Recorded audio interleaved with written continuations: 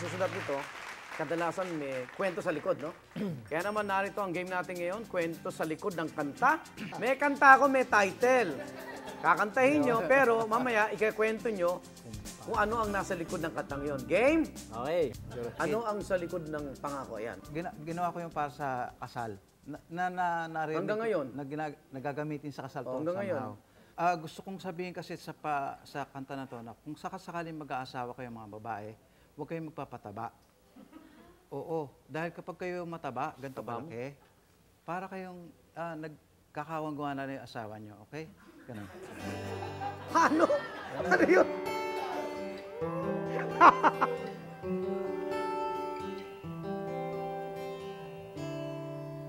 Noon, akala ko ang wagas na pag-ibig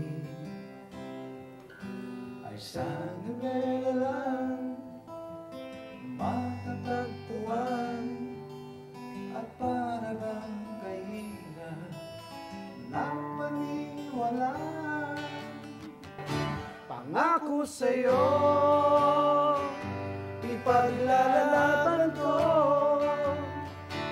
sa hirap at ginhawa ang aking pag-ibig upang di magkalayo kailanman pagkat ang tulad mo ay minsan lang sa buhay ko.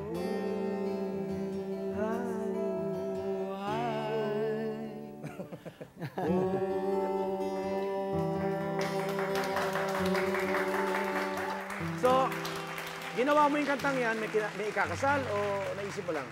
Naisip ko na para merong magamit sa kasal. Oo, yun. Ano ko lang. Okay, next. Ikaw at ako. Janoy, anong... tayong dalawa pa, be? Ikaw at ako. Ito, yung inspirasyon lang dito, siguro pag narinig nila to, parang makikilala nila ako. Ganito ako magmahal. Talaga. Okay, sige. Ganyan ka magmahal. Okay. Tingnan natin.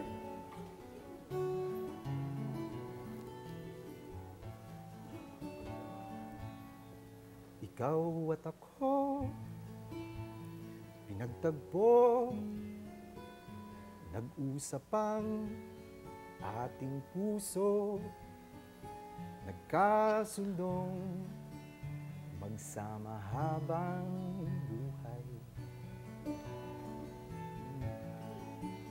Sana'y di magmaliw ang pagtingin, kay daling sabihin, kay hirap gawin, sa mundong walang katiyakan. Sabay natin gawin kahapon ng bukas. So, ganun ka pala magmahal. Ganun. Galing, ganda. Kanlungan! Noel! Well, actually ito, ang sumula talaga yung kasama ko si Ron. Pero kasama Pero ko sa'yo na ano yan? Sa akin na associate yung kanta. Ginawa namin team song ng isang year-ender sa GMA, di ba? Pero alam niyo ba na ang kantang ito ay para sa environment. Pangkalikasan. Pangkalikasan na ang device ay yung magkasintahan na hindi nagkatuluyan. Pero inukit yung pangalan sa puno. Iyon. Hindi nabuhay yung puno eh. Oo. Namatay yung mangga. Hindi, joke lang. Kaya yun yung nasa likod ng kanta. Makita niyo ba yung nasa likod? Nasa likod ng kanta. Oh.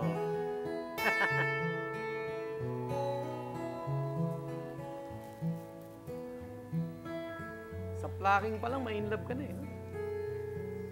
Panapanahon ng pagkakataon, may babalik ba ang kahapon?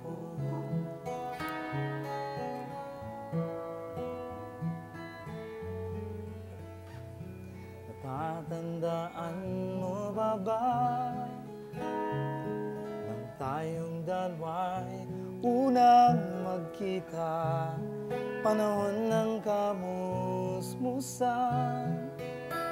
sa piling ng mga bulaklak at halaman. tayo nagsimula, mangarap at tulad. Lumilipas ang panahon,